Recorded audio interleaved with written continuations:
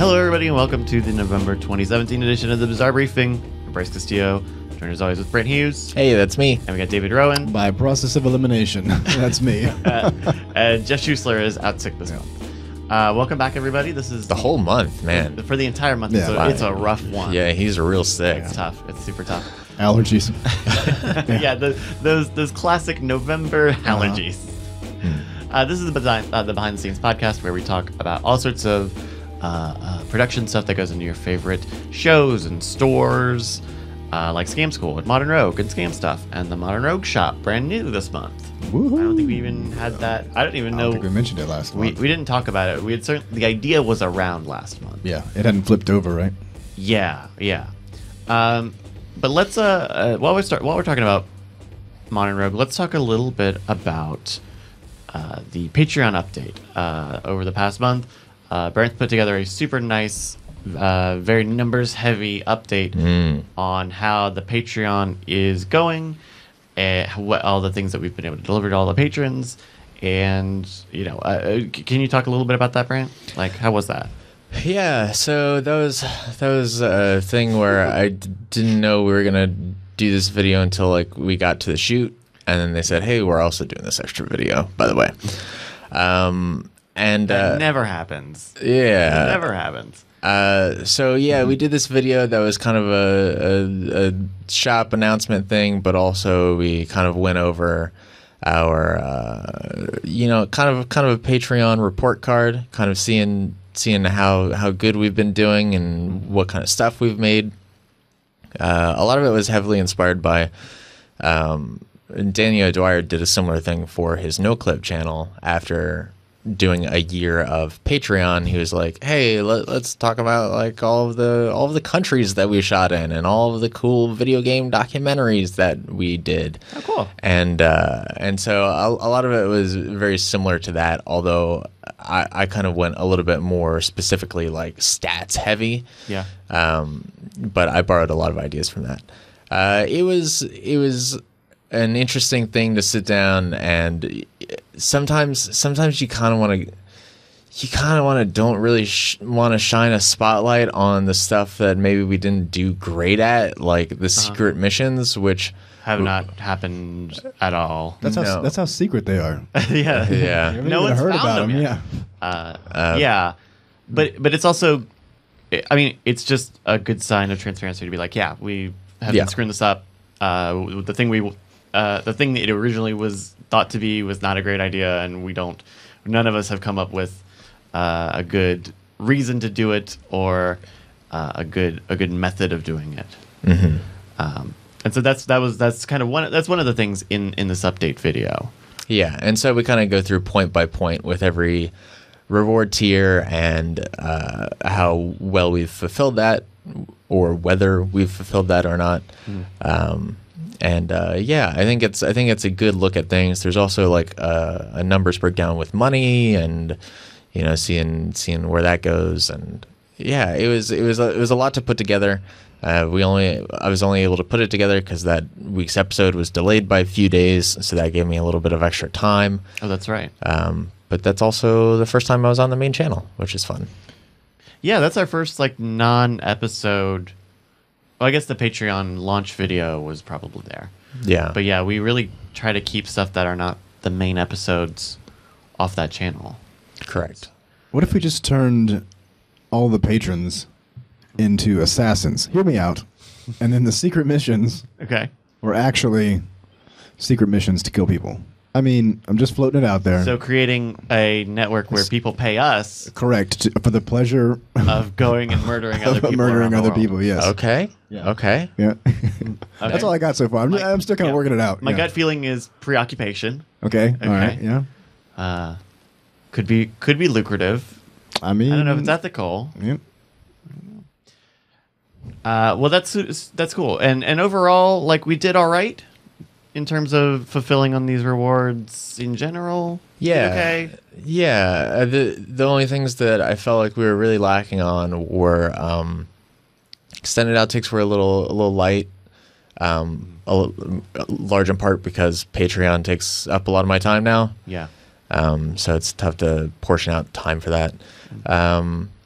Shirts were delayed quite a bit, and we'll talk about shirts a little bit more later. And then the secret missions thing, which has just been a non-starter so far, unfortunately. Yeah, and I think everything else we've done a pretty good job of. The other thing that I feel like we've kind of underdelivered on is the promise of scam cash is very nebulous and vague, and nobody knows how frequently that's going to happen, and there's been zero transparency about that. It's just been we started a Patreon, so I guess you get scam cash, and we're doing this update video, so I guess you get scam cash now.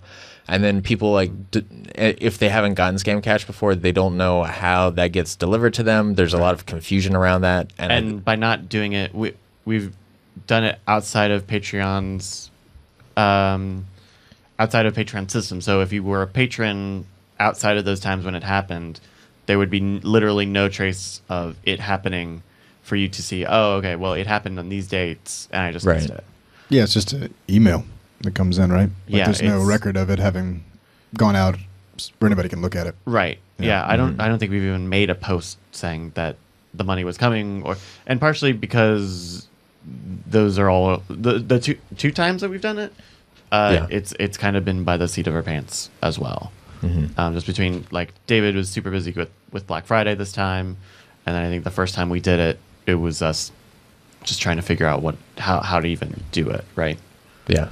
But yeah, those are two things that, I think rightfully you bring up a lot, Brandt, is like, what is the secret missions, and we need to codify what giving people scam cash means. Yeah, in a regular sense. Because I mean, if that's and it's still on the Patreon page, if people are using that to decide which tier they're pledging, if they're saying I'm giving you money so that way I can get this back, then if we're not actually giving them anything back, then that's a big problem. Sure. Or if we haven't set up an understanding of when to expect it. Sure. Yeah. I mean, because I know one of the very early ideas we were talking about was like, is there $5? Ooh, that's me just dropping stuff. Yeah, I think one of the very early ideas that we didn't necessarily immediately latch onto was like, for a $5 patron every month we'll give them $5 in scam cash, and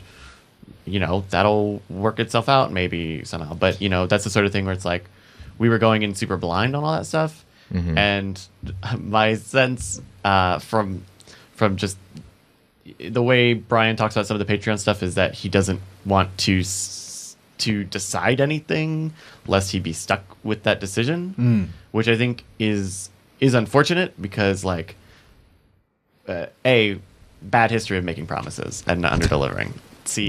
Night Attack. But it's a sort of thing where it's like I do wish we would decide some of that stuff, because if it doesn't work, there's no problem in us saying, hey, you know what? We said one thing, and we tried it out. And we tried it out, and it actually is better for us if we do it like this. Like, I think that is... And it's way easier to look at a history of something and say, okay, this specifically worked and this specifically did not work, and you can build off of that and evolve out of that.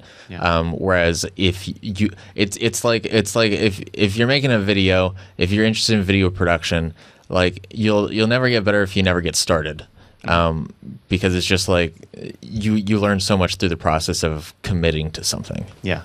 It should be mentioned that money doesn't come from the pledge pile. Like the scam cash. It's not like, you take in all the money every month from the pledges and then we just distribute it out in this weird way back to the patrons. It's more of a credit. Yeah, it's a store from credit. Scam stuff, to them. So it's because some people have written in there like, I pledged you this money to go buy lights with, or equipment or whatnot, and I didn't need it back for the store. And it's like, oh no, that money's still going to the stuff that you pledged it for. It's just the store's being nice. And I think that is sometimes people not necessarily understanding that, because there are so many different projects that we all work on between all the podcasts that all have their own Patreon silos, and the store, which is sort of its own thing. Things like YouTube money, Scam School money, like all that stuff is kind of in its own silo. this was the thing with Cord Killers super early on, where people was like, right when they started Cord Killers, they were also doing Spoiler in Time, which is their discussion show that is all spoilers about whatever they're talking about. And we've had people like, hey, well, I would like to pledge my money, but I don't want it to go to Spoiler in Time. Well, you can't, because Spoiler in Time is just going to happen, right? And like, it's kind of this weird way of saying, like, I want to give you money and I want you to stop doing this thing, right? Like, I only want this to go to pencils. Yeah, I mean, it's not none of the other not equipment. I don't think it's anyone's explicit intention, but that's sort of the unfortunate thing, is like, you are supporting this, and this benefit is a part of it, and it's not it's not a direct one-to-one thing, right? Yeah, on all that stuff. So yeah, I don't know. Maybe we can look at the numbers on how the codes from the past 2 Patreon things have gone, and see. I did that just basically to see whether or not the store was losing money, and if so, how much from handing out the money. Yeah, right. Yeah, but maybe that's something we can talk about on another day. Yeah, but we've done it twice now, and I think, whether that means we do it every other month, we do it every month, we say it should be this amount, or it should be higher or lower or whatever, like, hopefully we have enough data where we can start to make a solid step in that process. Yeah, and I think that'll be good, and hopefully we'll get there sooner rather than later. Another thing that I feel like the Patreon would benefit from is Brian and Jason, like, having direct involvement, because Jason, they talked about it a lot the past few months, of saying they will do it and just not doing it. Yeah, Brian hasn't posted anything on the Patreon, and Jason's done a couple Patreon posts. Jason's gotten better about being in the Discord as well. And it's just like the whole premise of the Patreon is like, you'll have like direct access to us, and this is the most important move of our career, and then they're totally silent for 4 months or something, which is problematic. And so I keep pestering them to get more involved, and like, obviously both of them are very busy, but I think it's an important part of the process. We all busy. I mean, for sure. But it is sort of this weird thing of like, well, we've trucked a lot as a company on, like, the success, like, Brian has attributed a lot of the success of Scam School to being in the comments when those YouTube videos go up, and he points to the graph and is like, this is the date when I started being in the comments and replying to everybody, and you see this big spike in views and stuff. Yes, this is the date where I became a masochist. Right. Well, but it's like, the deciding to be a very big part in just engaging. Yeah. And in almost everything we've done, we've found ways to have that be a part of it, and that continues to split, especially Brian's time between all of these different things. And it's certainly not easy, but it's something we need to stop telling people if we're going. If it's another promise. It's small, but it's another real sort of promise. Yeah. Not to give away too many details, because I don't think we'll do it, but I don't know that we've decided anything. We were extended an opportunity to use a new monetization sort of system. Did you see this email? Oh, right. Yeah. And while it would be a new way to, receive money from people, it also creates a lot of logistical problems. And inherent to this system that is new and being built, and you'll see around because it's on a very popular web platform, a part of it is having a community channel, a community tab or something. There's like a discussion element to it, and we're already super redlined on those avenues that we already have. And so, like, when I got that email, I was like, we should not do this. You have no time to be telling people you will give them more of your time. You are out of time. Yeah. You're Justin Timberlake. You're out of time. Was that Justin Timberlake? Or was that Leo DiCaprio? The movie? Out of Time? Oh, the one where they had a thing on his... Yeah, with the Olivia... On his wrist? I think that was Timberlake. Timberlake, yeah. But it's like, you know, we cannot continue to offer this because at some point you're just fucking lying. In nicer words. Yeah, and also something like that would like split our focus from Patreon, not just in time, but also like in messaging, right? To tell the fans, no, you should totally give us money through both of these platforms, which is kind of a weird thing. Yeah, I mean that's already a sort of tough thing with like the Twitch stuff, right? Because people can subscribe to us on Twitch to sort of support like the live podcasts and stuff, but all those podcasts have their own Patreon, but then only a fraction of people even watch live. You know, it's kind of that at least is a balancing act that plenty of Twitch people do, for that have a Patreon for their channels or have subscription or whatever.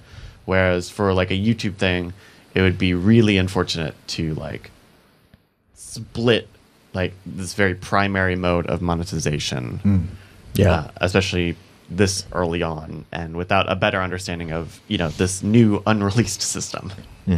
So that's kind of a little Modern Rogue update. I'm sure we'll come back to that in a little bit. Real quick from the chat, how much of your revenue comes from ads? If you're talking about like integrated sponsors and stuff, I don't really know. I think Brian handles that. Yeah. As far as like AdSense revenue through Google, it's not a whole lot.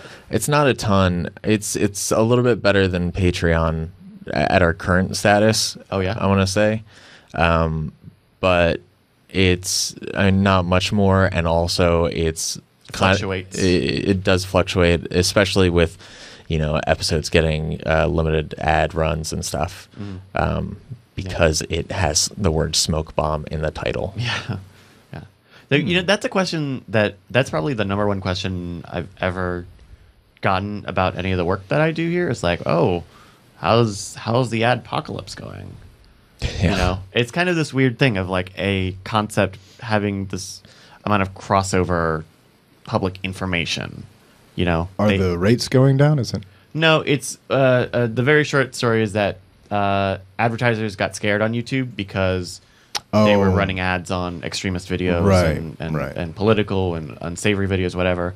And so now YouTube's got an algorithm that's like, hey, this looks sketchy. We're the people who said that they don't want sketchy videos, we're not going to show it to them, or we are just not going to monetize it at all. You know, and for people who only make their living on YouTube, and there are a number of them, and they make a lot of content on YouTube every week, that is a serious impact to them. But for us, because we diversify and we have so many different silos, it's not that big of a deal. Yeah. Specifically. But yeah, I don't know. Have you guys if you've ever talked to anyone about it, or Brandt, has anyone asked you like, how's the ads? There've been a couple of people here and there, but not too much. I feel like it comes up in the YouTube comments once in a while, but I mean, it's the sort of thing for us, at least with Modern Rogue. It's like, yeah, like every other video gets flagged, and then we tell them to review it, and then they say, yeah, it's fine, except for like 3 or 4 videos on our channel that have been reviewed and are turned down. Oh, weird. Yeah. Wait, which ones? Was it the gun ones? Exploding propane tanks. Okay. Smoke bombs. Okay. Vaping whiskey. Huh. I mean, when you say it out loud. Yeah. I mean, it is super dangerous. I mean, that's the linchpin of that episode. Is super dangerous, and it gets into your bloodstream super fast. Yeah. And I feel like there's maybe one more, but I'm not 100% positive. Prison wine or something? Or I think solid gun one is good. But yeah, they get flagged all the time, and we just say, hey, maybe you should not. If you're gonna automatically flag it, maybe you should automatically manually review it. But that's the thing, is like I don't know that they're like, this has to be some sort of like paper covering for YouTube, and just like there have to be a gaggle of videos that are just being uploaded all the time that nobody ever checks on. That is actually stopping some of the stuff, because every time when we have it on the Scam School stuff too, we're just like, no, just manually review it, and it usually ends up fine. Yeah, like, and there's a lot of like old Scam School videos that are flagged as well. Yeah, that haven't been reviewed. Oh shit. Okay. Well, but it's one of those things where it's like just every now and then, like an old video get flagged, and they won't really tell you. I mean, you can filter videos by what's flagged, but there's no notification. Or there might be, but we don't have access to those old Scam School email addresses or anything. Yeah, you know. Yeah, it's a super weird thing, and and I don't know that YouTube is in the best position to fix any of that stuff immediately. So they got a lot of stuff to fix. They have a lot of stuff to fix. They got a lot of stuff to fix. I keep finding pages on YouTube where it will give me the old user drop down, the good one that I liked, where you could just click on Creator Studio quicker. Anyway. I've got a list on my phone that's just like anytime something comes up on YouTube, I'm like, oh yeah, they should fix this. So I just keep a list of like dumb stuff. Yeah, you should bug report it. I should. Yeah, and Google in general. I mean, even Gmail, using it on the customer service side is it stacks all of the form submissions from the site. Oh, right, because it comes in from the same address. Because it's from we have that with Cord Killers, because we have a Squarespace form. And it just always shows up as a Squarespace response, not as... Yeah, so you'll get like 8 customers in the same conversational thread. And if you split the threads, that's not good either, because all the other emails that don't come in through that form, it's nice to have in a...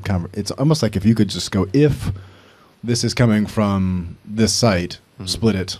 If not, keep it in the conversational thread. But that sounds... so complex. The geniuses at Google probably couldn't figure out how to do that. Yeah. Well, they're busy working on Inbox. Right. Okay. Which don't get me started on Inbox. Speaking of boxes, nice. Nailed it. Nice. Last week or last month when we did the episode, we were days away from launching the Outlaws Vault and the Outlaws Crimson. Indeed. And we did. And then we did. And that's it. We did. It was good. It was great. That episode came out maybe a week after those launched. Yeah. So that was the extensive teasing that was done in the last Bizarre briefing. I think I put that in the description because I was like, yeah, this is we are teasing the Outlaws Vault because it came out. It was already done by the time the video's uploaded. Yeah. But yeah, I mean, how has the reception been? Really, really, really good to the sales of the Outlaws Vault. I think we're probably comparable to the Arcana Artifact, which was 2 years ago. Oh wow, was that 2 years ago now? Yeah, and then the Relic was last year. So, okay, yeah, you know what? That's the order of the products that we make. If I look at them, I can probably see that one edged out the other one. But right now, we're sitting pretty good with that. We're sending them all out as fast as we can. I think we've got several hundred that are going out or have gone out, and we're about to send out an email today to the people who bought one, saying that you don't have to turn it upside down and try to brute force it to solve it. Some people have gotten theirs, and it gets jostled in shipping sometimes. And one of the mechanisms that will prevent you from being able to open it while it's upside down just kind of, like I said, gets jostled in shipping. And so some people have been able to get theirs, turn it upside down, and just kind of move the panel and slide it out. Yeah. If that happens, that's not the real way to solve it. You don't want to be one of those people that, didn't solve it the correct way, right? If you want to solve it the correct way, you don't have to do that, basically. And after you solve it in the proper manner, you can then reset it in a way that you could hand it to someone else and they could turn it upside down and wouldn't be able to get it. Yeah. All the mechanics would be back in place after it was reset. Yeah, I know I had heard that we had gotten reports from a few people that they came slightly opened or unlocked or whatever. Yeah, that's just that. And we tried to we didn't try. We actually put in a new sort of quality assurance check at the end of the manufacturing process, right? And then we also actually added a little bit more padding to the shipping for the new ones. So if you're still waiting for yours, you know, that's trying to fix it. Right, you're going to get one that's had this extra step gone through it, and is probably packaged and padded better. So there's the silver lining or the crimson lining. Oh, you see what I did there? And even, you know, if like the kind of unfortunate thing if you receive it unlocked is that you sort of need to understand how it works to lock it. Right. Yeah. And I think that's kind of you know, you could still reset it and all and still have the experience of going through and figuring out all of the story and stuff. But yeah, that could be in a kind of a weird place. So I'm glad to hear that there are steps to fix that. Yeah. So I mean, maybe it's 10% of the people that got one, you know, so far have had this, but going forward, hopefully that'll be, you know, 1%. Well, yeah, the 1%. Yes, the 1%. And Crimson, the Outlaws Crimsons are a part of the inside the puzzle box. Sitting inside the puzzle box, along with the original deck, and those did really well. This past weekend, we knocked them down in price as part of the Black Friday Cyber Monday extravaganza, and sold a bunch of those. Haven't heard really a single bad word. Good about the Crimson decks. Yeah, so. It's nice to see them in Crimson. It reminds you of like a bicycle deck of the single color style cards. Yeah, which I think is more of like an everyday use kind of thing, right? So the ones the Outlaws Classic are more fancy. Like if you're wearing a monocle, you wanna use the regular Outlaws deck, right? And then, but if you're just going on jogging pants, when it's at your monocle cleaner, right? You can use the Crimson. Right. Yes, exactly. Yeah. Speaking of Black Friday, yeah, how was Black Friday? We're on the other end of Black Cyber Monday today. We set 2 records. Oh, really? I know about one of them. Yeah, we had our best single day of sales on Black Friday. Great. By revenues. And by revenues, we had the best Black Friday Cyber Monday season in the history of the store. Now, since I had priced most of that stuff way below our cost, we're going to just lose, you know, tens of thousands of dollars once the numbers come out. But for now, it looks good. So, yeah, that's the thing people don't know about Friday is that all your stores are losing all of their money. Yeah, and you're destroying them from the inside out. That's true. Capitalism is a disease. Yes. No, but we'll have a better understanding of how that went. I think we'll be all right. But it was, I mean, that was unexpected. So that was a pleasant surprise. We sold out of a few things, but we sold out of them toward the end for the most part. That's so that's nice.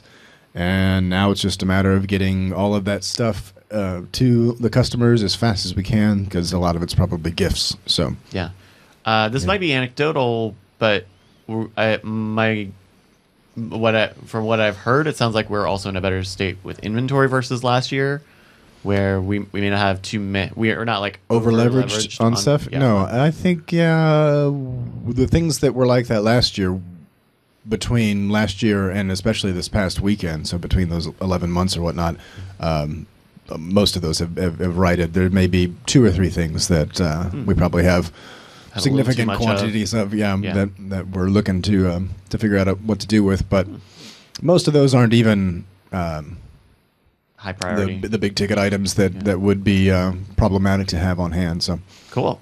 I think we're in a good spot. We're probably, we're going to be placing more orders in the next week for a lot more stuff. So just to because we're under leveraged in probably a dozen other items. Yeah. Do we have dates yet for holiday shipping deadlines? We should have those at ASAP. So the thing is if you're international, the deadline is pretty much now. Because DHL is sort of notorious for being inconsistent with their delivery times. I mean, we can get something over to the UK in 5 days sometimes, but every now and then it takes a month, and it's going to the same region. It's just DHL and all their machinations behind the scenes sometimes take a bit longer. So if you're overseas, I would say place the order by Friday of this week, which is hopefully maybe the day that the video is going to be posted. I don't know. ASAP. I'll just say a day, and then you can overlay it like with whatever day it actually is. Yeah, we'll dub it in audio after that. By Monday of next week. By Tuesday of next week. Okay, that's good. Right. But at least for the U.S. and North America, most of that stuff. I mean, so there's a little bit of not on our side, but just on UPS and USPS side, they usually require a couple extra days. So you're really kind of aiming for like the 21st, or the 20th or 21st. Oh, wow, that's pretty close. To get to get it by like the 23rd. Yeah. So I would say like aim for the 19th so that you are guaranteed that something's going to be there by the 23rd. And to aim for the 19th, I would say December 9th. I would give yourself a good 10 days. And that way, if there's a weekend or the fulfillment center has to take an extra day, then you're okay. So I'm going to say, just to give I would say December 7th is a really good day to aim for, and no later than the 10th. So between the 7th and the 10th. Cool, very cool. I want to talk about some Game School stuff that's coming up soon. Tomorrow, we're going to do a big shoot with Nate Staniforth and a magician whose name I only first read for the very first time about 10 minutes ago, so I don't remember everything. But we have a bunch of Michael Caraccia. There you go. Is that right? I believe so. Oh, man. Cool. Yeah.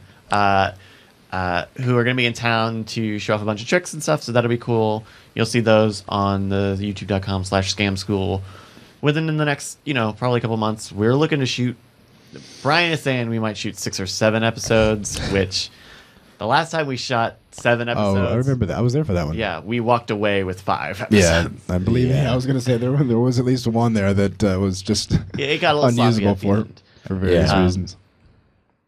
Yeah. I think Brian's drinking a little less now compared to when, because I think that might have been 2 years ago now. That was a while ago now. Yeah. And so he's not drinking as much. So if anyone's gonna get worn out, it's gonna be me and Brandt. Yeah, which will happen. I feel like that 5 episode range is kind of my limit, but it also depends on how quick the episodes go and stuff like that. Yeah. So ideally between Nate and Michael, they know how to teach those tricks, the effects that they want to show really well. Mm-hmm. So fingers crossed that they're well, prepped. Yeah, to go. And Nate's great. He's been on the show before. I've hung out with Nate a little bit, and the thing about Nate and Scam School is sometimes Nate doesn't strictly follow like the structure of Scam School. So instead of like, oh yeah, we usually have a 3-camera shoot, he's like, no. Just rotate around me. Just like, no formal structure. Just like, just look over here and we'll just do it. Yeah. It's going to be a series of Polaroids on the screen. Which is sometimes it's cool and sometimes it's like, I don't know what you're asking of me. Tough, yeah. I don't know how to shoot what you're saying. So we'll see. Okay. Yeah. If you are watching this live, because this will be no use to anybody who is listening to the podcast after the fact, we're going to be at Kung Fu Saloon here in Austin, Texas, starting around 4 o'clock. Thursday, yeah. No, that's not tomorrow. That's Thursday. Mm-hmm. I just have no idea what day of the week it is. Hey, no, I'm waiting for Sleep-In Wednesday or whatever comes after Black Friday, where you kind of get reset. Ooh, is that a thing?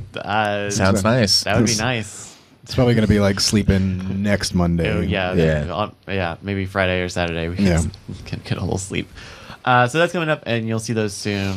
Those would be cool. Which Scam School is this week?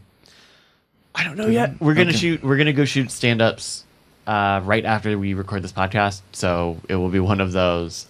We just did a shoot last weekend for 3 more episodes, and hopefully. If we get a lot, it'll be very tiring if we get a lot of Scam School episodes this week, but it will also put us in a good place past holiday breaks and holiday vacations and stuff. Yeah. Where we may not need to do another shoot in December, where it will potentially be super cold. Sure. Right. Maybe. I have no idea.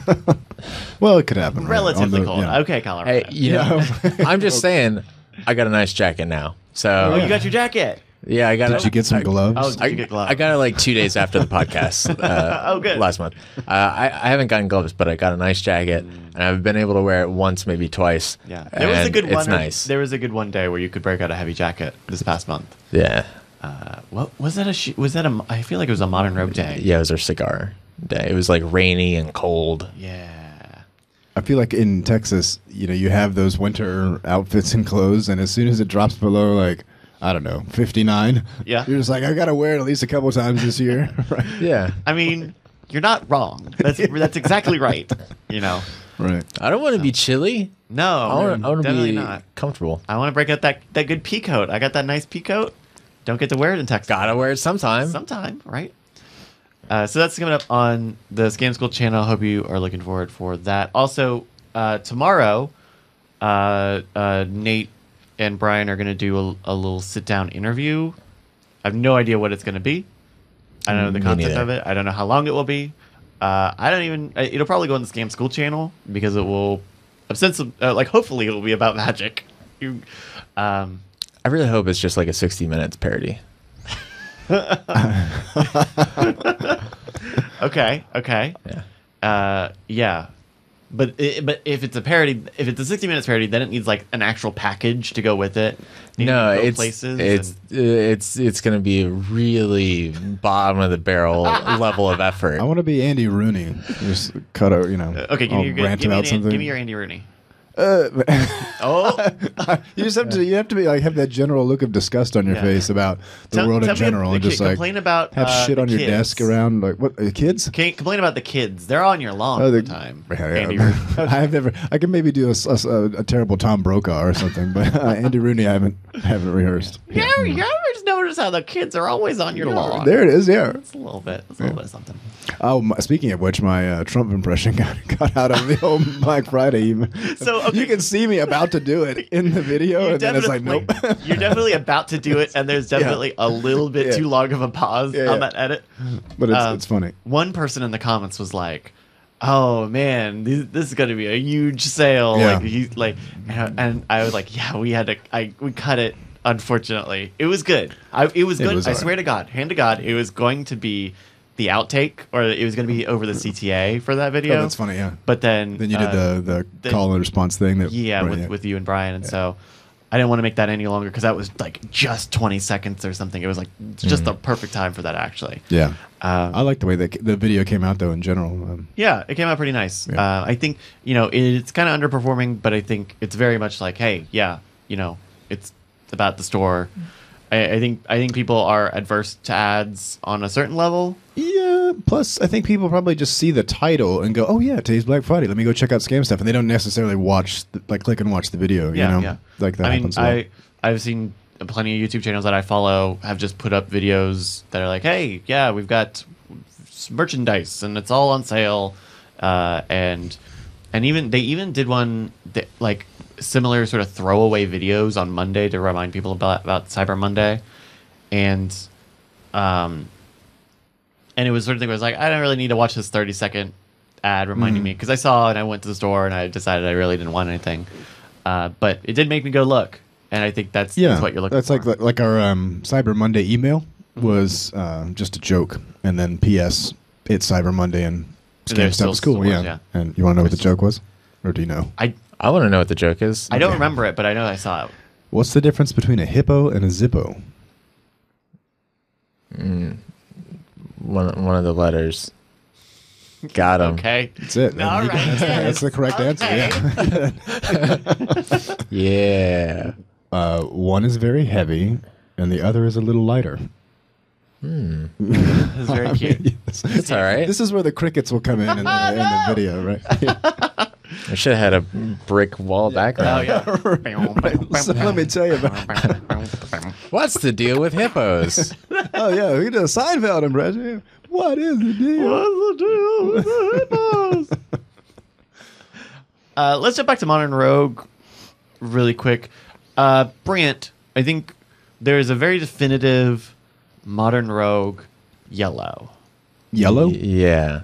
I think it's yellow. Yeah. Do you think it's, I really like that. In it's fact, kind of yellow-orange. I made the checkout button on the store match that yellow. Oh, nice. Because we had a yellow button anyway, but it was just a little bit of a hue and saturation and lightness off from that yellow, and I was like, let's just tweak it. Make it consistent. Let's tweak it. Yeah.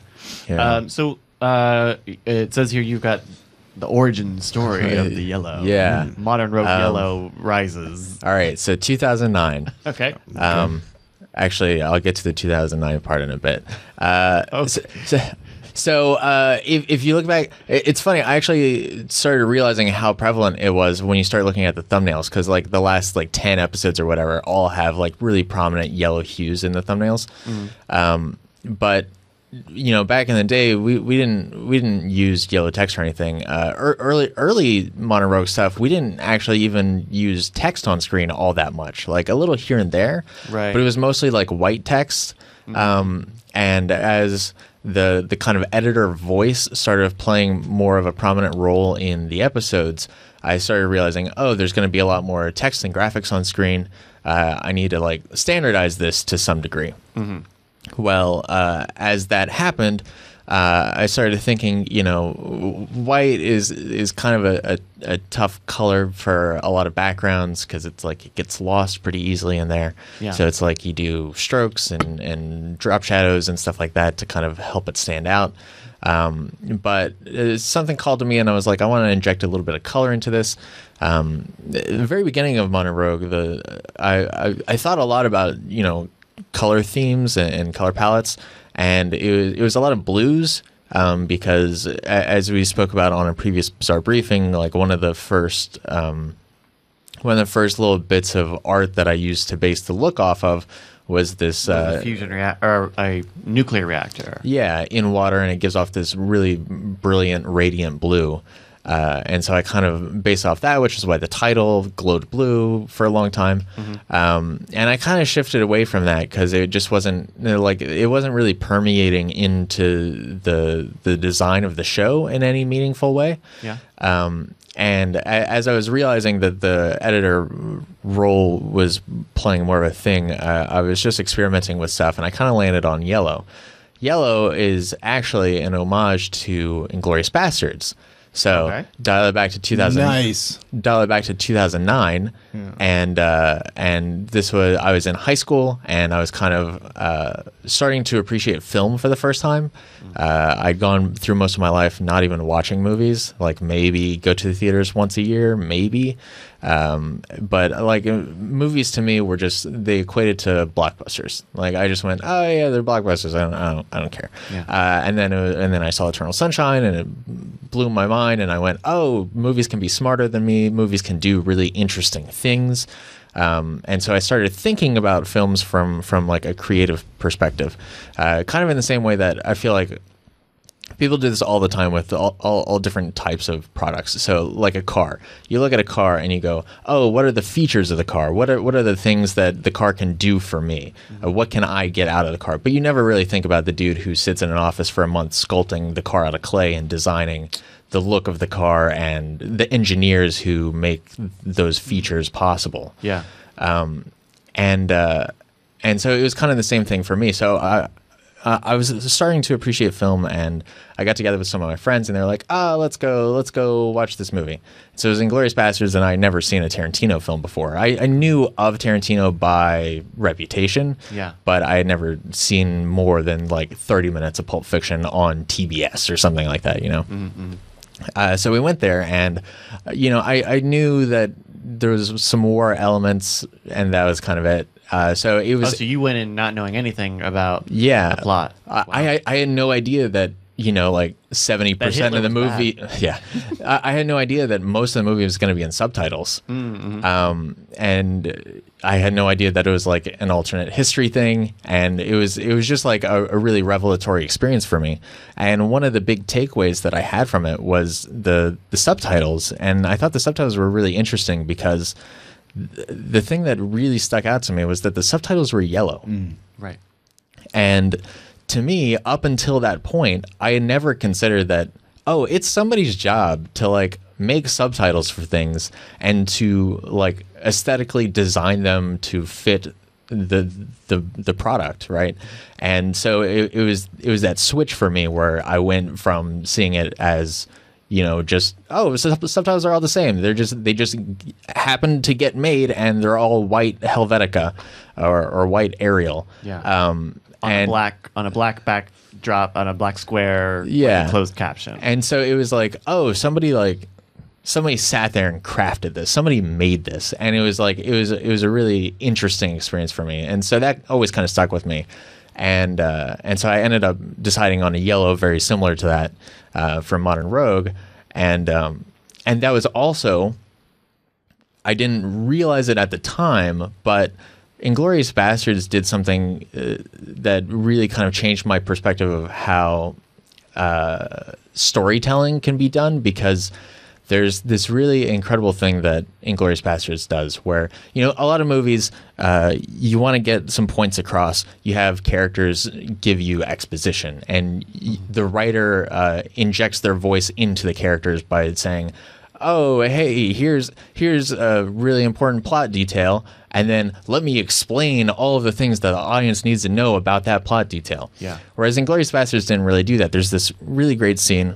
where Shoshana is in her cinema, and she's like, oh, damn, all these Nazis are going to be up in my cinema. She's talking to her partner, and she's like, hey, guess what? We're going to explode this joint. Like, we're just going to kill all of them. And then he's like, yo, how are you going to do that? And she goes, well, we have all of these nitrate films, right? In the moment, she's not going to sit there and say, well, because, you know, nitrate films are really combustible and explosive. Yeah. So it kind of makes sense. But the audience might not necessarily know that. So they stop the film, and Samuel Jackson comes in, and he goes, so here's the thing about nitrate films.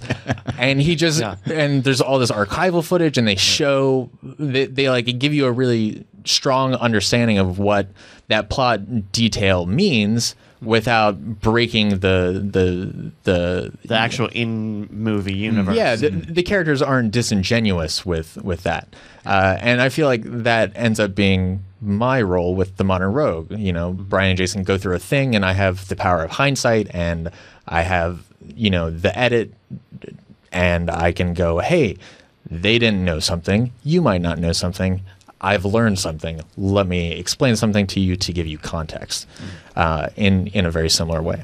And so the yellow thing really solidified for me once I kind of made that connection. And then also I had wanted to do something very similar to that for a long time. And I finally got the opportunity to with the PVC blowgun episode where Brian and Jason talk about nail sizes. And they ended up not really knowing anything about nail sizes. So I was like, well, I could put stuff on screen, but there's a lot of information here about nail sizes that I've discovered. So I'm just going to stop the episode and say, so here's the thing about nail sizes. And that was a really fun experiment for me. We couldn't get Samuel L. Jackson for that? We couldn't. It turns out he's a little bit busy and out of our price range. Yeah. Yeah, that's. Oh, and you even have a little timer. I do. When it'll come back. Oh, that's great. You can tell I really watch all of these episodes. That's pretty cool. Well, that's cool. You know, I always like seeing when you stop and go further, further the educational element of a video. Like I remember there was a Scam School episode we did probably 2 years ago with the beer bottles. Beer parody? Yeah, the beer bottle parody weighing thing. And we went and we shot this episode, and when it came to the edit, Brian, I think when Brian was explaining it, he either explained it wrong or he didn't fully explain it. He explained it wrong. Yeah. Yeah. And so you did a very similar thing of like stopping that episode and saying, here's actually the right way. Here it is illustrated. Now back to the show. Yeah, that was a weird episode because that was an episode that we were like, well, I guess we just have to throw this episode away because it doesn't work because Brian doesn't explain it right and it just doesn't make any sense.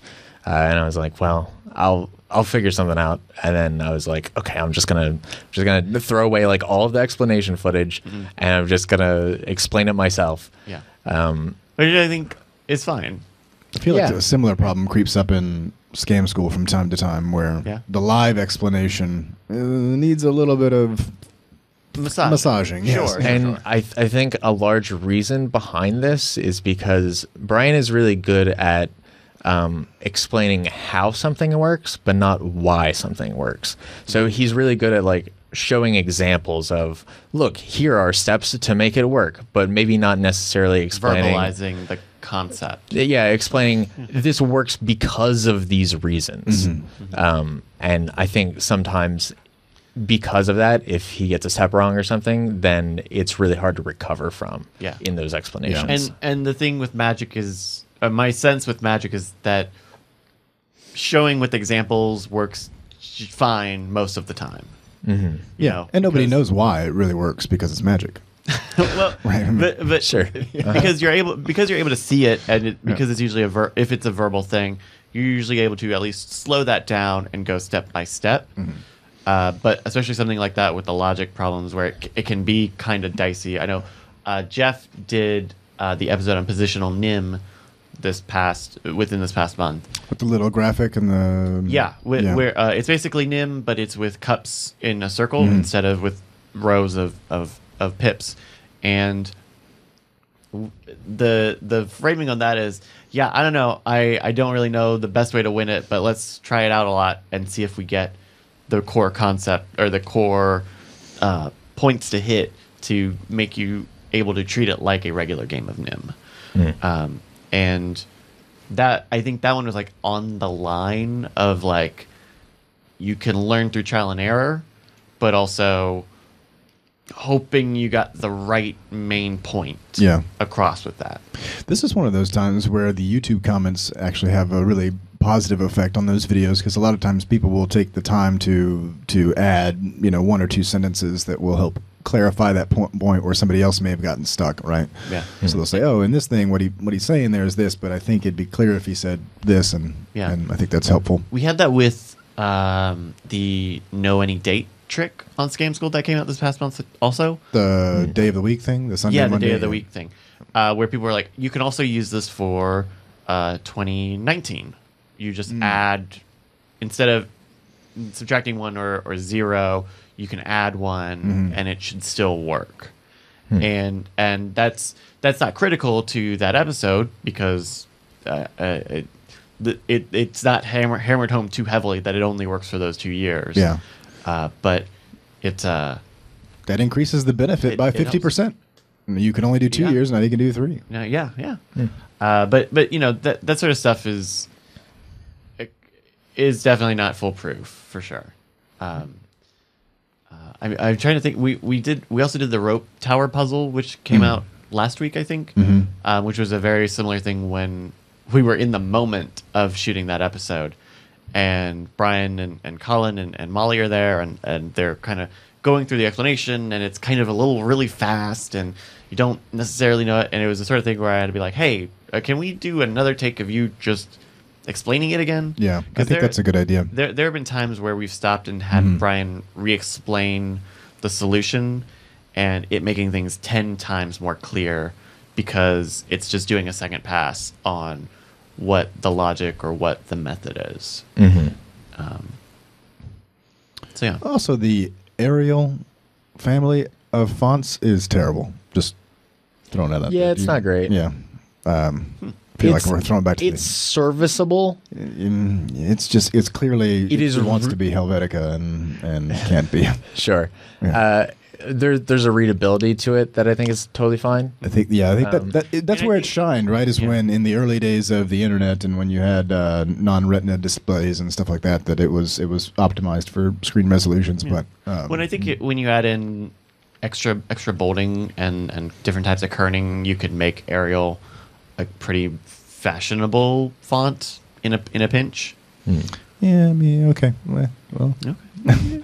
It's like Papyrus. Like, there's probably not a good time to use Papyrus, but there might be Arial one and Papyrus time are not on the same level. where Comic Sans also probably want to avoid that, unless, of course, you're illustrating a comic. Comic Sans, no. But even then, you would not. You want to use Comic Sans? There are you could different avoid it. comic Yes. fonts for that. They're better comic fonts. There for are, sure.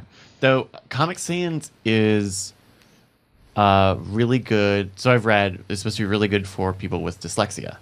Because the weighting on it is the design of it is a little it's not symmetrical necessarily, and maybe heavier on the bottom. Amazon just came out with a new dyslexic like assistive font for people with dyslexia that is sort of weighted on the bottom, like you would see like what's the easy letter to say, like an L, a capital L. Sure. And the lower bar is thicker than the bar that is ascending, right? And for some reason, that sort of thing helps out. Like, interesting. So this is called Open Dyslexic. Yeah. That looks, and see this looks better than Comic Sans. It's still kind of I don't know if it's the fact that it's got a lot of rounding, like on the inside of the Q, or what. It does sort of look a little kiddie, but it's also pretty less whimsical and playful than Comic Sans, and probably more practical. Yeah. That's pretty cool. I didn't even know about that. Did you not like Inglourious Bastards? Did you say earlier? No. Oh, okay. I thought you were like Inglourious Bastards is great. Oh, I loved it. Yeah. Yeah. Right. Yeah. Now I'm looking for an argument. That's basically what's happening right now. We have more topics. We don't have to argue about stuff. So over the past month, we did an episode on stegonography.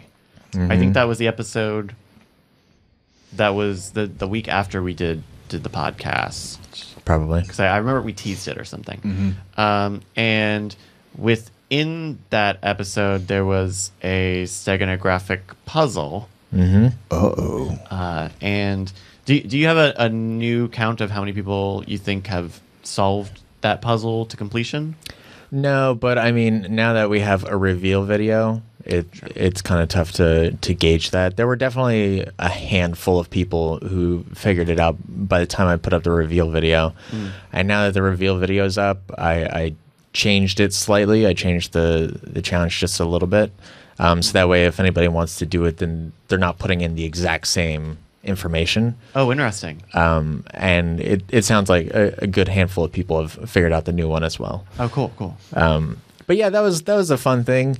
It was very much in modern rogue fashion of saying, we'll let Brandt figure out what will happen and trust that it'll be great. Well, I know we had a really long pretty good Brian impression, actually. we had a really long discussion. I think it might have been before the cameras were on, if that first pass edit happened to exist or not. We had a discussion on that exact same vein of like, hey, we should know what this is going in case it needs to tie into anything you say. And what they said was, well, it won't be. We'll figure it out. And then the exact thing that we didn't want to happen happened. Yeah. It was not as bad as I expected it to be. I mean, I've never been one to really enjoy like the puzzle solving aspect of like the codes and stuff. Yeah. I like seeing how they're done. Sort of similar to the Scam Squad conversation. Like, I'm really interested in the why and not necessarily the what. Yeah. And actually, like when I was in school, like the way that I would learn math is I wouldn't pay attention during classes, but they would have answers in the back of the book. So I would look at the answers, look at the questions, and then reverse engineer them. And at a certain point that doesn't work when you're in like calculus or whatever. Right. But if only there was another book that had explanations in it. How that stuff works. But like all through middle school, that's just how I taught myself math. Yeah. And so like the codes are kind of a similar thing to me. Like I like seeing how they're solved, and I like seeing how they were put up and connecting the two. Yeah. Did you have a good time making this pretty long path? Yeah, it was all right. There were a couple things that I kind of wanted to do but didn't really get to do. Like I was really interested in embedding files inside of video, which you can do, but generally speaking, any kind of embedded file stuff is really tough online because every free service that you can use compresses your stuff, and when they compress it, it kind of destroys. It makes basically a new version. Yeah, and And also I was a bit concerned about, if we embed something in YouTube, would that be against terms of service? Probably. Injecting hidden files into stuff that you're uploading. Yeah, I mean, probably, yeah. Yeah, so I was a little concerned about that, and I was also pretty confident that it wouldn't preserve it either way. So I kind of scrapped that, and I didn't necessarily want to do just a complete redo of the subliminal messaging video, although there are a lot of similar concepts and stuff like that. So I had to figure out a way to inject things into the video and then also take it off of the video and go to other services. Yeah. So I definitely wanted to do something in the photo like they did in the episode. And I found out that, Squarespace is pretty good about just hosting a direct version of that file without compressing it or whatever, if you want to do that. So I did...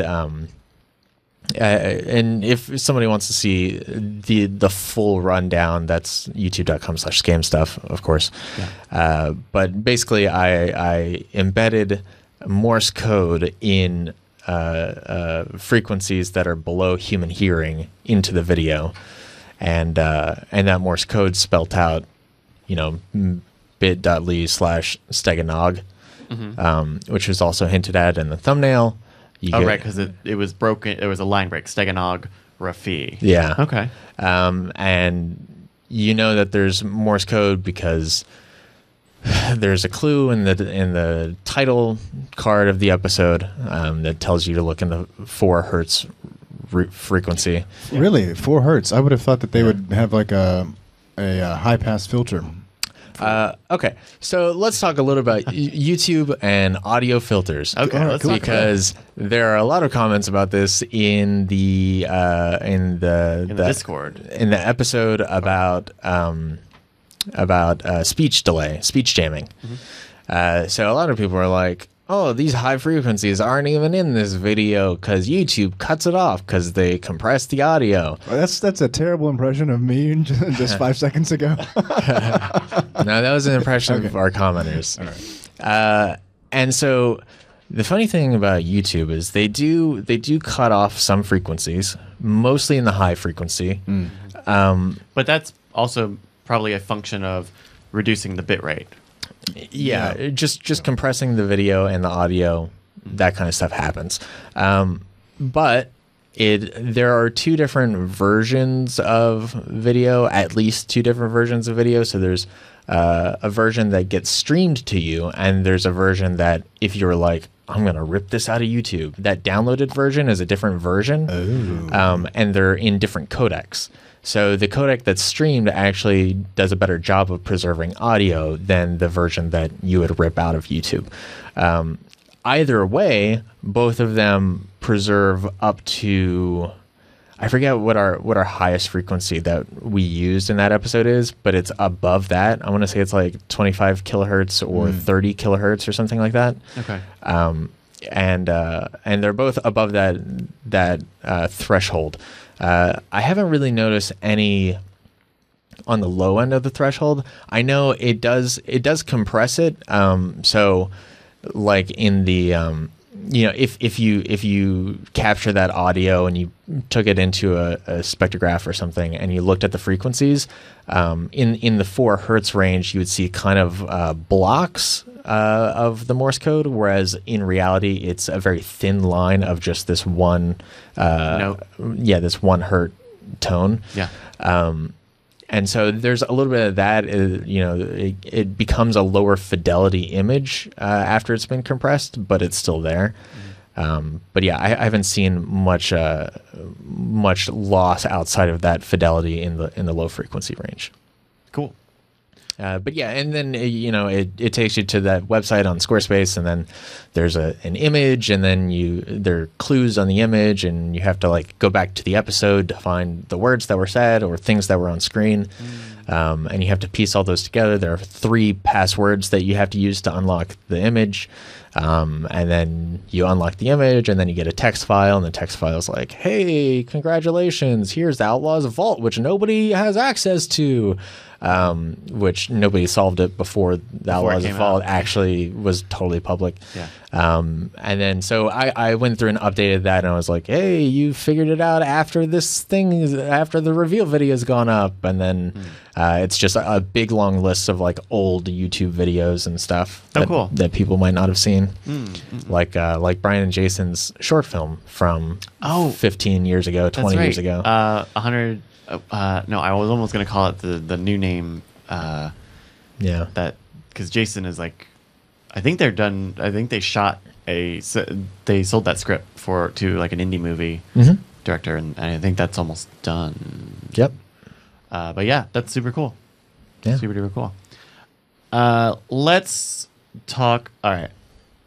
Just a real quick Brandt's rants. Okay. On Adobe. How are they messing up this time, Brandt? Yeah, so they put out an update not too long ago, and they fixed a couple of things, like the title tool is better. It's still not... It? I mean, it's not just absolutely horribly broken like it was before. Yeah. I think there's still a lot of room for improvement, certainly. But like previously, you couldn't even... when you like search for a font, right? Oh, right. It would only do the first letter. It would only do the first letter, and you couldn't scroll. Yeah. It was a complete mess. At least now, now it does a weird thing where you start typing it in, you start typing it in, and it does a search for all of those characters. So it's not like if I do Gilroy, if I do GI, it's not going to go, okay, go to G, go down to I. Which is kind of what I'd want. Everything that has both G and I in it. So you get a whole list of fonts. Yeah. Photoshop has been doing that a lot lately, too. I'm not a big fan of it, but it's still better than it was. And now you can scroll, which is kind of a no-brainer. Yeah. It's sort of like when Apple said, "Hey, you can copy and paste now," and it's like, thanks. After how many years? So. Yeah, they fixed some things, but there is one major, huge flaw, at least with my setup. Okay. And I don't know what's causing it, but I assume it's the new update, and maybe it's not talking to my hardware the way that it's supposed to or something. So there's a setting in Premiere that says, hey, reserve this much RAM for other programs. And usually it's like 6 gigs of RAM or something. I've got 32, which is more than enough for just about anything.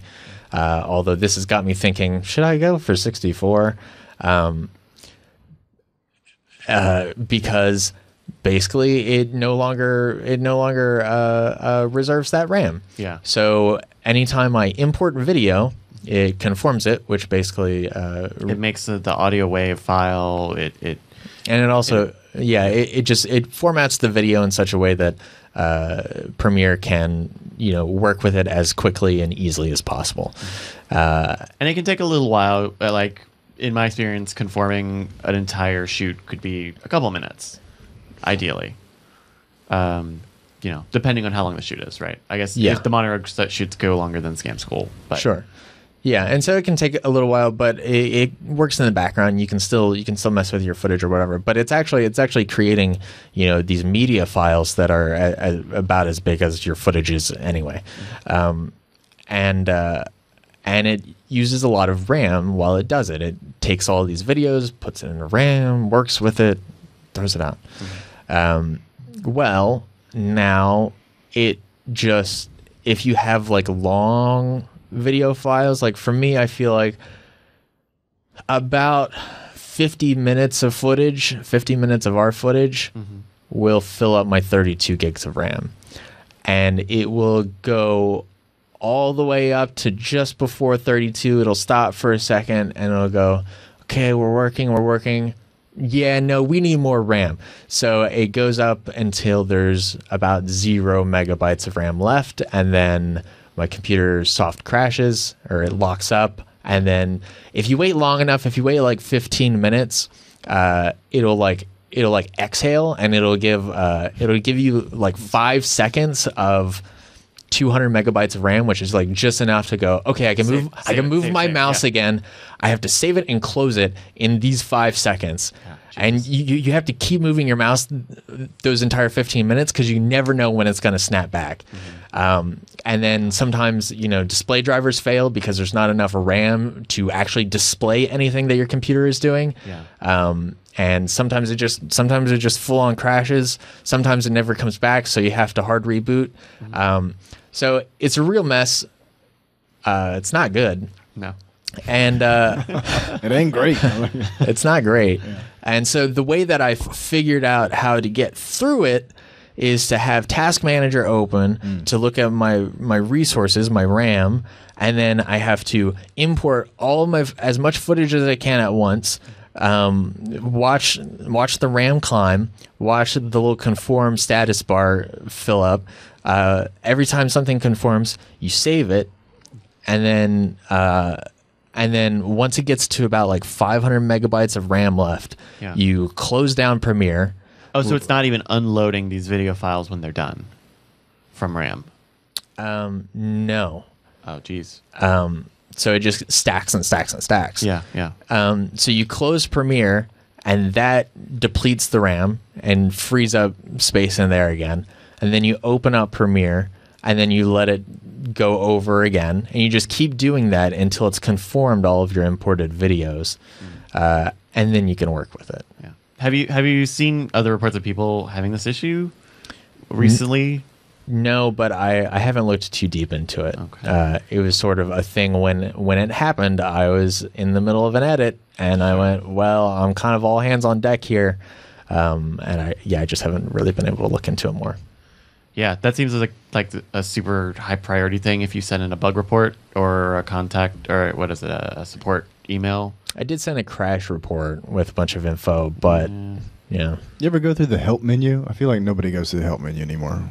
You seem like you might go through the help menu. Like I have in the past. Yeah. I need to find something. Yeah, in a program like that, it just seems like do I need to go navigate this help menu, or should I just go to Google and go? Well, a lot of it is like there's never any tech support stuff in the help on the online help manuals. Yeah, help menu is really just kind of a manual, like a user manual for the most part. Yeah. So a lot of times it's like, okay, let me look through all of the preferences and see if there's something that addresses what problem I'm having, and if not, then I'll go online and see what's up. You should be able to roll back or install an older version of CC, shouldn't you? This sounds like an unworkable problem. You can do that. I mean, again, like once you get everything conformed, then it's great. Then it works totally fine. Yeah. And at that point, it's better than the last version. It's just you kind of have to sit there and babysit it while it figures stuff out at the start of every project. Yeah. So just fingers crossed that the next little update will address that. Yeah. Oh boy. Well. Same thing for High Sierra. High Sierra seems to be slow for me, and I'm hoping that the next update is going to be like, we got you. Mm-hmm.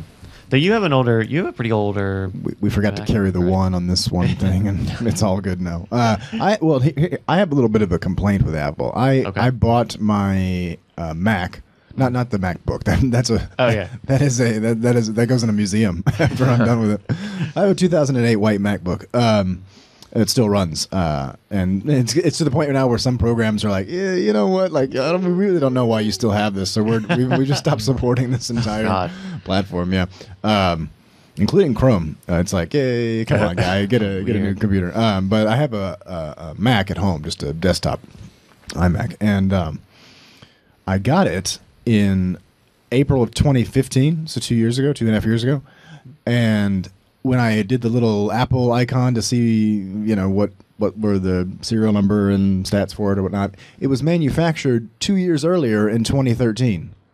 And I was like, I feel like if I ordered the thing in, April of 2015, like the oldest this thing should be is like from fall of 2014. Yeah. Like, to give me one that's, I think, from an entire year earlier than that. That's weird. And it wasn't a refurb or anything? No. That's weird. Anyway, I think it's because I added I didn't take a default configuration. No. I added a Fusion drive. Okay. So at the time, it was like, do you want an old drive that spins around or one that doesn't or a combination of both? And I was like, just give me the combination.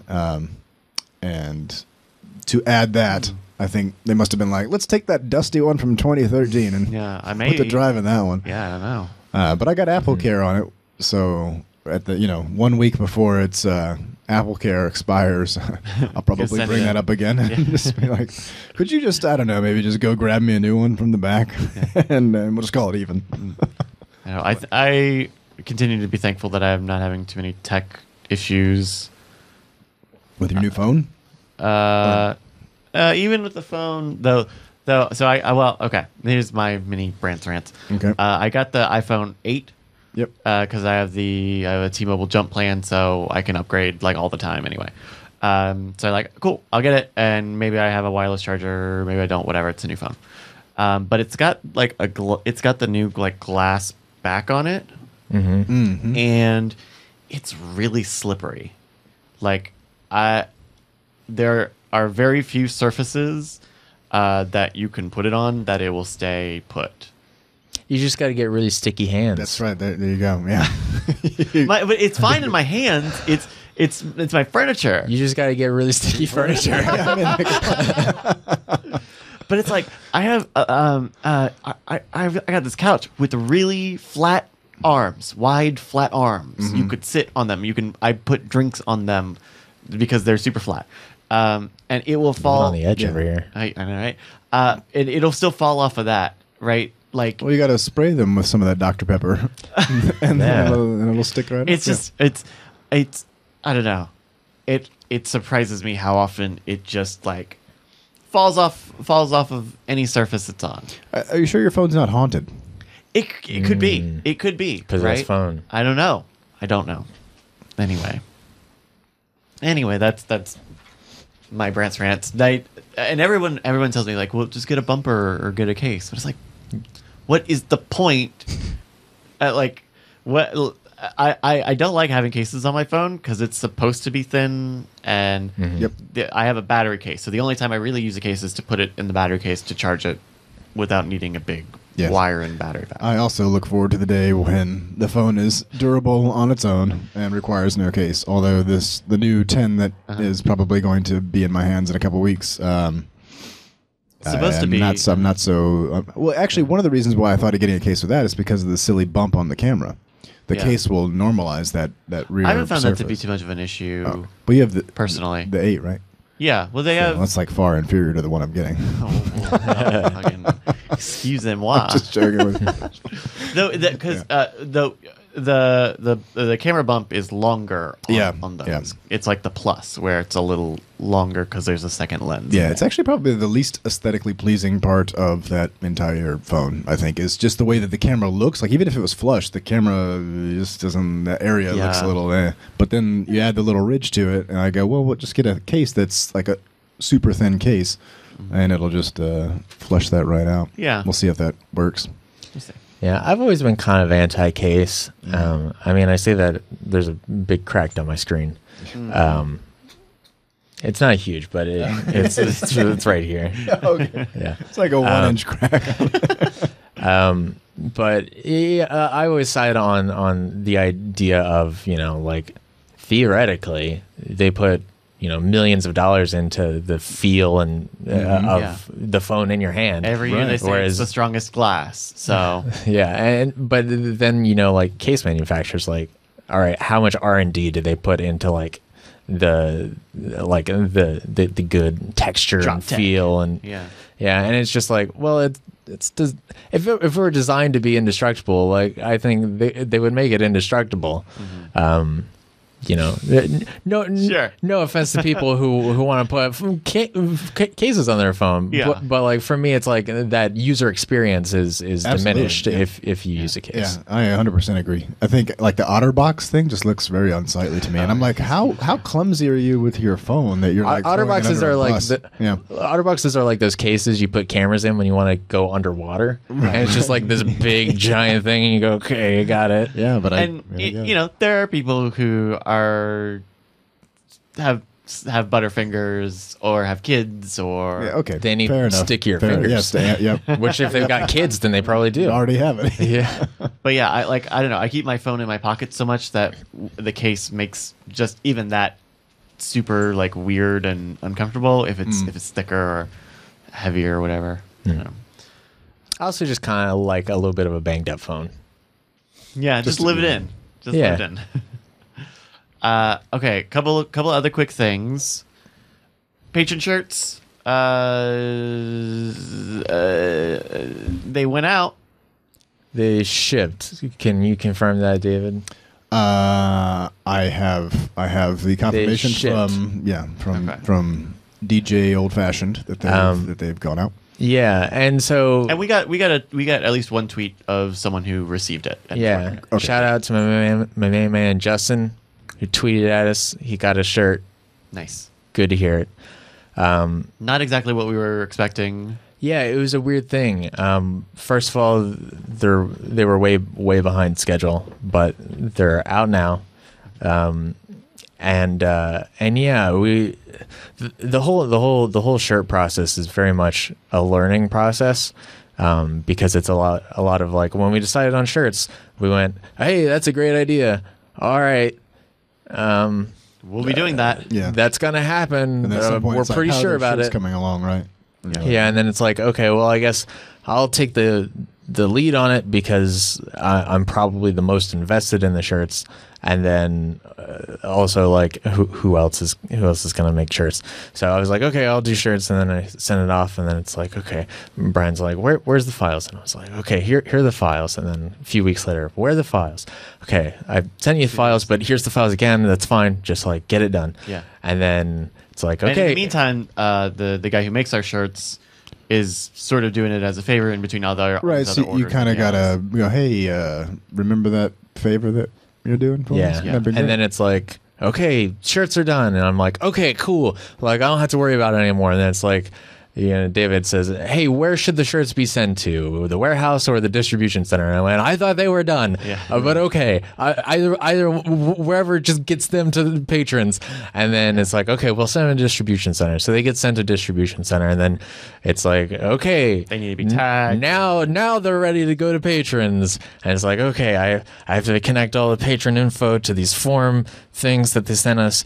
Okay, here, just send them all to these people. Please do it as soon as you can. Yeah. And then they go out, and then we're at a scam school shoot, and I see Justin's photo, and I go, oh no, that's not the right color. And so yeah, they were like kind of a yellow orange kind of golden color on blue. Whereas I expected them to be white on blue. Yeah. I feel like we'd had a few conversations like in the car going to and from scam school shoots and Monroe shoots and stuff where we kind of decided white on blue. It's funny. I thought they were white on gray. So at the fulfillment center, it's listed as a light gray shirt. Some shirts just all around. No, weird. Colors. Cool. Snafu. Yeah. And I know at least in Slack, like talking about what color the ink design should be white. Was like even I think the shirt color and the ink color were things that were hashed out and settled on in Slack. Yeah, because like an early like prototype design of that did have the stuff in kind of a yellowish color. Yeah. And I think that might have been before we even realized what of like actual base color we were going to use for the shirt. And I feel like that got phased out pretty quickly. And then we're like, okay, we're going to do white, and we're going to do without a title on top. And now there's a title on top. And so it was a very confusing thing. Mm-hmm. And I think Brian and I talked about it. And I think what happened is Brian didn't see the final art. And then also he just kind of didn't remember deciding on white or anything, so he was like, oh yeah, this seems fine, and sent it off, and then was like, you're the shirt guy, I trust your decision on colors and stuff, and then just happened to not communicate that stuff to us. Yeah, so basically we learned a series of lessons for the next round of shirts. Right? Yeah. Yeah. which will be worked on very soon. It's just going to be the Modern Rogue and Comic Sans. No, he's open dyslexic. Yeah. Oh, there we go. Yeah, that's good. Yeah. Yeah, I mean, it's such a weird thing because it's like it's once per quarter sounds like a long time, but it's really not. Especially when it's like, okay, you have to come up with shirt ideas. You have to start designing shirts. You have to start getting shirts printed. You have to start getting shirts shipped multiple times. And it's like this whole big thing in a 3-month process while all of us all have do the other stuff, full-time jobs that have nothing to do with these shirts. Sure. And so I am mid-design for this quarter. Cool. Can you give us any hints? I think it'll be 2 arms and 1 neck hole. Cool. Yeah. Yeah. Well, I mean, we thought about 3 arms, but you know, Market's not there yet. Yeah. Market's not there yet. I think it's going to be one of the debut characters from this month. That's right. All right, I forgot about that. So that'd be cool. We might do that. Yeah. Well, I'm sure everyone's glad to get it. I know everyone understands that a lot of the stuff that we're doing is just trial by fire. And I think everyone is understandable. I don't know that we have anyone who's upset yet. Yeah, and I haven't seen them in person, so maybe they come in and I go like, actually, this works really great. Mm-hmm. You know, I've just seen that one photo, and it was kind of a shock to the system to be like, oh, I did not know that was I had other expectations. Yeah. And so hopefully people really like them. Yeah. And if it ends up being a thing where maybe we do another run, it could probably be fixed. Yeah, we'll see. It's definitely a thing where we are figuring things out along the way. Sure. Let's see. Are there any other topics here? Not really. No. What are you guys doing for holidays? Well, Christmas time is a coming. I've got multiple families that come from the divorced family, so I've got to do. I get to do one. Let's. That's a very well trained. That's a well trained sentence. Right. I get to do. Well, when you think about it, it's like you have 2 kind of parental units that are deciding on multiple gifts, which was what it was when I was a kid. It was great, right? You're like, oh, I get to have Christmas twice. Now it's more like the travel logistics are to be worked out, but it's still great to see everyone. So I think the Christmas Day is up in Dallas. Oh, fun. And then before that, we'll have a Christmas in San Antonio. Mm-hmm. And then there's a friend Christmas in Houston. So basically, nothing happens in Austin. Huh? Yeah. And super cool. Brandt, you going home? But at least that's all in Texas. That's drive distance, at least. Yeah, those are day drives. Yeah. Hours. Yeah. I guess depending on how fast you have to get there. But it's and there will be holiday traffic. Sure. Yeah. My mom's looking to fly me out to the East Coast so that way I can go spend 3 days up there. Cool. And so we'll see how that goes. I don't really have any other plans. Which part of the East Coast? Yeah. Because that could be like, Miami or Maine. New York. Yeah. I feel like kind of the Delaware area. That's what. Yeah. When people say East Coast, I always think Northeast. It's got to be New Englandy. Because if you're going to the South, then you're going to the South, not to the East Coast. Yeah, I don't know. I mean, I guess even the Carolina people still think that they're East Coast, and they are technically speaking. But you start thinking of them a little bit differently, right? That's cool. I just bought a ticket today for like a 10-day trip back home to Virginia.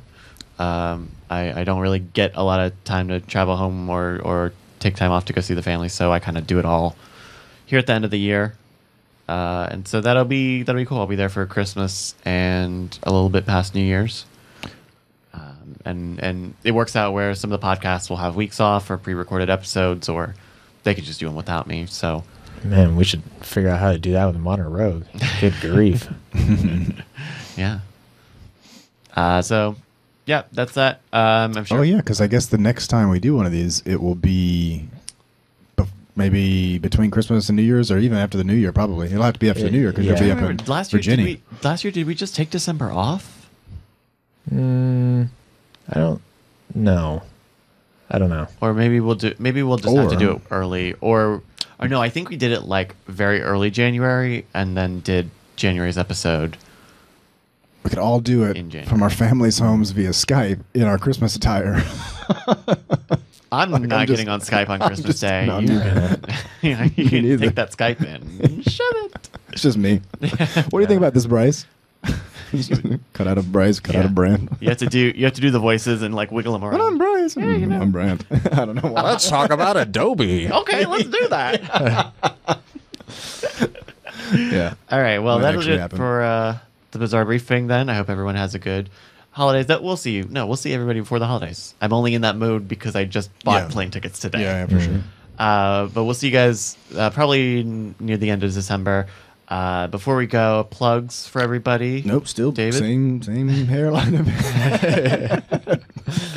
At David Rowan. At David Rowan on Twitter. Check out the Medium podcast. Check out the Minimum podcast. Fuck me. That's all right. No, it's a very, very similar word. Like in your brain, like phonetically, it's probably like filed right next to the word. I don't know why I didn't get it because I like your logo. Oh yeah, which looks like you can only really do that with the word minimum. You can't really do it with the word medium. Yeah, it's a single stroke that's repeated that makes the word minimum. But I think that the 20 episodes that we've done are going to be season 1, and so when I do 21, it's going to be season 2. So right now, I may put like some sort of short season 2 kind of teaser thing up, but I think we'll probably be. It might not be a new one, and maybe one will come out in December, but it may actually be the first of the year. Oh, cool. Season 2 starts. So we'll keep an eye out for that. Nice. Brandt? Check out my Maximum podcast. Yes. Where I take lectures and I stretch them out. Yes. Your Joe Rogan podcast is 4 hours long. Well, now it's 16 hours long. You're welcome. No, you can find me on Twitter at Gatowag, GATOWAG, where I post underappreciated It's Always Sunny in Philadelphia images. You can also find me on Twitch at Gatowag. You can find me on Instagram at Gatowag and Modern Rogue Show. Yeah. You can find me all over the place. Very cool. You can find me on Twitter and on Twitch at Brycas, BRYCAS. I also stream on the Twitch Night Attack channel a lot. This past weekend, I did a 12.5-hour marathon stream. Ooh. It was mostly so that I could write those video games off for my taxes. Nice. This show, though, also streams on twitch.tv/nightattack. And you can find more about it at bizarrebriefing.com. There you can get old episodes, get time code links, all of our socials. And you can also watch this show on YouTube at youtube.com/scamstuff. We record it at the end of the month, and we name the episode based on the month that we're talking about, not the month that it usually comes out in. I think we're all on Spotify too. Are you on Spotify? Yeah, because I feel like you're only as popular as your least number of followers on the network. And Spotify, that's definitely Spotify. Yeah, Spotify's like 2 followers. So if anybody else is on Spotify, I'll follow you back. We'll be Spotify friends. Yo, and also we have a Modern Rogue Spotify playlist for all the music we use in Modern Rogue. Oh yeah, where can they find that? On the Reddit? Yeah, that's probably the easiest place. Yeah, don't go to Spotify. modernrogue.reddit.com is that link, and it should probably be there. Oh, there's a recent post. Okay. shop.themodernrogue.com. Yes, not store.themodernrogue.com. Shop if you want to. That really, I tell you what, we should probably be there. Yeah, probably. I said as much in the Slack. Yeah. I was setting up. What was I getting? I was typing up something, and I was like, "Where the link doesn't work." Guys, the link doesn't work. Do you know the link doesn't work? Until I realized, oh no, it's the other S beginning commerce word. Scam.themodernrogue.com. Exactly. But until next time, this has been the Bizarre Briefing. Hope you have a good month. Bye, guys. See ya. Diamond Club hopes you have enjoyed this program.